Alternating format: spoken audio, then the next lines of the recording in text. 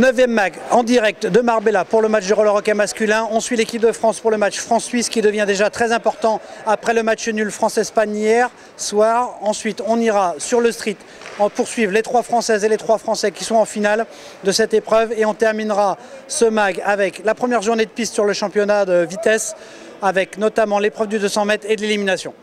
En roller hockey, la France jouait son 2e match de poule contre la Suisse. Après un nul la veille, la France doit gagner pour ne pas se mettre en position inconfortable sur ce match. Les Français butent en première mi-temps sur un gardien suisse qui est en pleine réussite. À la mi-temps, les Suisses mènent sur le score de 1-0 après un but marqué en supériorité numérique. Les Français se remobilisent à la pause et marquent à 4 reprises en deuxième mi-temps et l'emportent finalement sur le score de 4-1.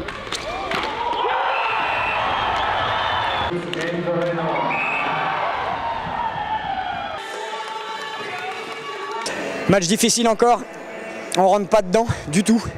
Il nous faut encore du temps pour qu'on voit la vraie équipe de France jouer. On s'est réveillé seulement 2-3 minutes de la fin de la première mi-temps. Donc match compliqué. On va monter en puissance, j'en suis sûr. Là c'était beaucoup mieux quand même en deuxième mi-temps.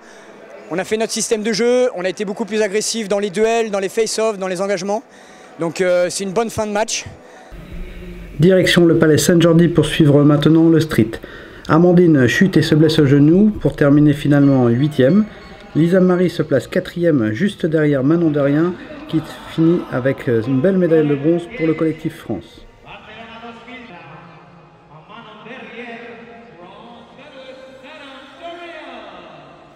Chez les hommes, le niveau est aussi très élevé et il aura fallu prendre tous les risques pour avoir un résultat. Romain Abrat termine 10e.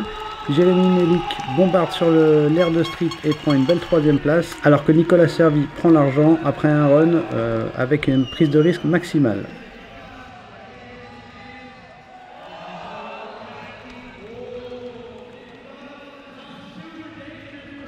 On le retrouve maintenant en interview. Aujourd'hui j'étais super stressé. Quand c'est passé à mon premier run, j'étais premier de la deuxième poule, j'ai fait premier. Moi déjà je m'y attendais pas du tout parce que vraiment le niveau qu'ils avaient c'était monstrueux.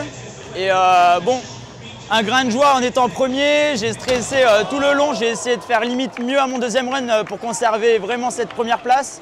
Et malheureusement au dernier passage de Joe Atkinson, il m'a fumé. Mais bon c'est le jeu et je me retrouve second, vice-champion du monde, c'est merveilleux quoi. Le street termine donc ses épreuves et ramène 3 médailles pour la France.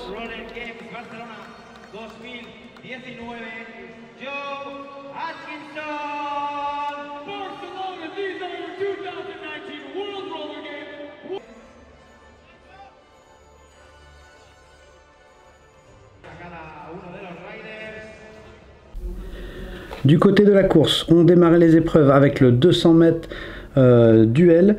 Une nouvelle épreuve dans ce programme des championnats du monde. En junior, 2 Françaises finalistes, Maëlle Launay qui termine 11e et Amanda Aguirre termine 8e. Chez les seniors dames, Mathilde Pedono échoue à la 4e place pour 4 centièmes de seconde. Les Colombiennes dominent et réalisent le doublé.